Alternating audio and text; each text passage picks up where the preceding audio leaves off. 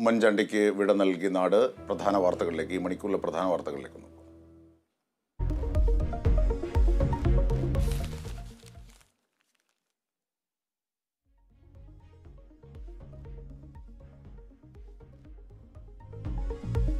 ഉമ്മൻചാണ്ടിക്ക് വിട ചൊല്ലി തലസ്ഥാന നഗരം. മൃതദേഹം വിലാപയാത്രയായി പിറന്ന മണ്ണിലേക്ക്. പ്രിയ നേതാവിന് അവസാനമായി ഒരു നോക്ക് കാണാൻ കാത്തുനിന്ന് ആയിരങ്ങൾ. വിലാപയാത്ര തിരുവനന്തപുരം നഗരാതിർത്തി പിന്നിട്ടത് 5 മണിക്കൂറോളം സമയമെടുത്ത്.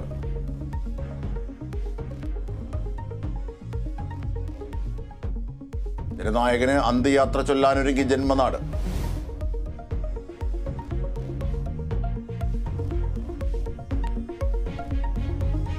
പാലക്കാട് നെന്മാറയിൽ തെരുവ് നായയുടെ കടിയേറ്റ് വീട്ടമ്മ മരിച്ചു. മരിച്ചത് വിത്തനശ്ശേരി സ്വദേശി സരസ്വതി.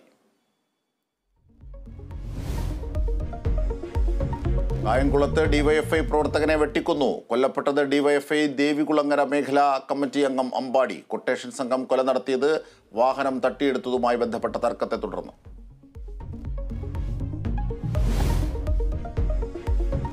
പാർലമെന്റ് വർഷകാല സമ്മേളനത്തിന് നാളെ തുടക്കം. ഉപരാഷ്ട്രപതി വിളിച്ച സർവകക്ഷി യോഗം ഇന്ന്. മണിപ്പൂരും ഏക സിവിൽ കോഡും സഭയെ പ്രക്ഷുബ്ധമാക്കിയത്.